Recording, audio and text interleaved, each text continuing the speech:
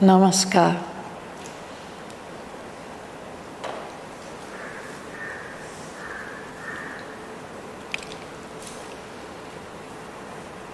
Last week, we just took a first step into Canto 11 of Book 2. And this is the title of this, or the theme of this canto, is the kingdoms and godheads of the greater mind. The previous canto was about the little mind, and now we are moving on to the greater mind. There's a question pending from last week about what we read, the passage that we read.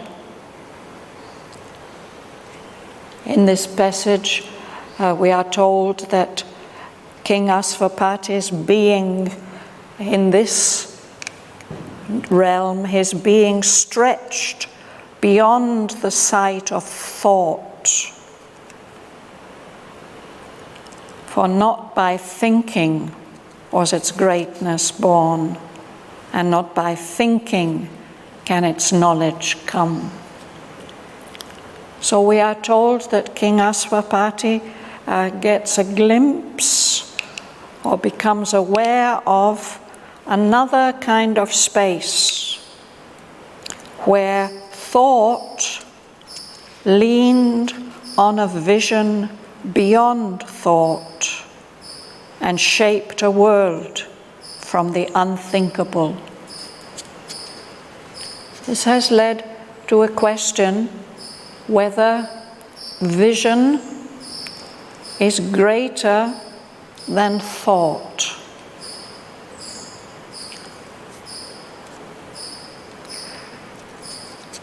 When we talk about vision, my vision's going and I need new glasses or something like that, we can't say that this power we have of our eyes is greater than the power of thought that our mind has. But in this case, the poet has given both these words capital letters, and these are powers of knowledge, powers of the mind. And there, definitely, the capacity of vision, of being able to see the truth directly and whole, is greater than the power of thought, which implies some kind of labor to work things out and understand them. So in this realm here, thought is leaning on, it's taking the support of vision,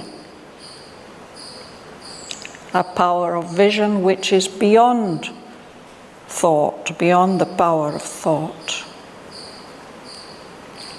So I hope that's clear and understandable. It's not that vision is always greater than thought, but in this particular case, what the poet is talking about here, this is what is implied.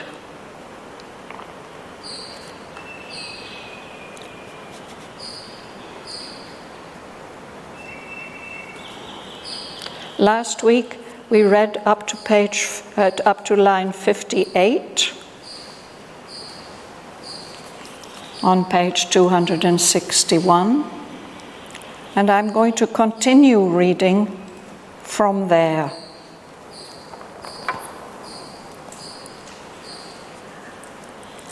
Far are those realms of illumined certitude. Far are those realms from our labor and yearning and call. Perfection's reign and hallowed sanctuary, closed to the uncertain thoughts of human mind, remote from the turbid tread of mortal life. But since our secret selves are next of kin, a breath of unattained divinity visits the imperfect earth on which we toil. Across a gleaming ether's golden laugh, a light falls on our vexed, unsatisfied lives. A thought comes down from the ideal worlds and moves us to new model, even here, some image of their greatness and appeal, and wonder beyond the ken of mortal hope. Amid the heavy sameness of the days and contradicted by the human law, a faith in things that are not and must be lives, comrade of this world's delight and pain.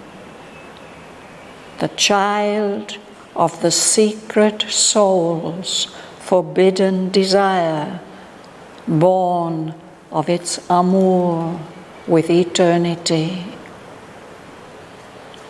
Our spirits break free from their environment. The future brings its face of miracle near. Its Godhead looks at us with present eyes.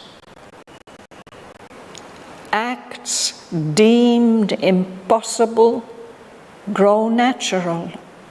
We feel the hero's immortality, the courage and the strength death cannot touch, awake in limbs that are mortal, hearts that fail. We move by the rapid impulse of a will that scorns the tardy trudge of mortal time. These promptings come not from an alien sphere. Ourselves are citizens of that mother state. Adventurers, we have colonized matter's night. But now our rights are barred, our passports void. We live self-exiled from our heavenlier home. An errant ray from the immortal mind accepted the earth's blindness and became our human thought, servant of ignorance. An exile, laborer on this unsure globe, captured and driven in life's nescient grasp, hampered by obscure cell and treacherous nerve.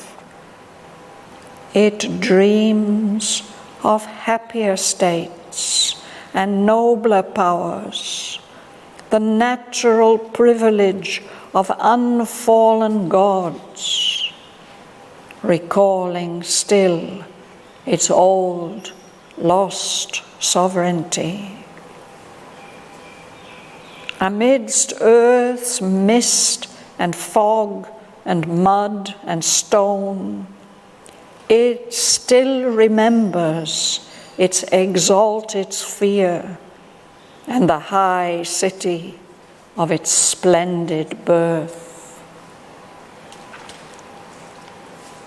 A memory steals from a lost heaven of truth. A wide release comes near, a glory calls. A might looks out, an estranged felicity.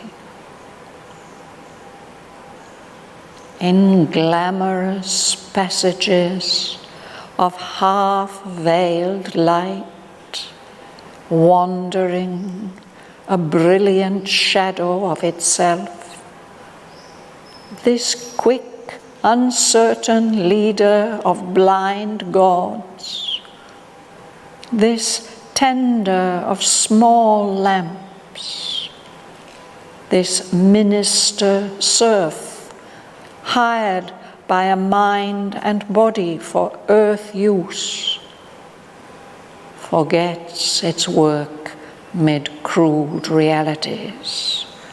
It recovers its renounced imperial right.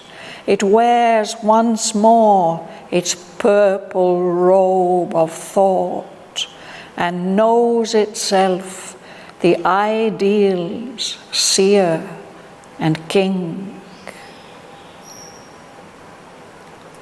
Communicant and prophet of the unborn, heir to delight and immortality.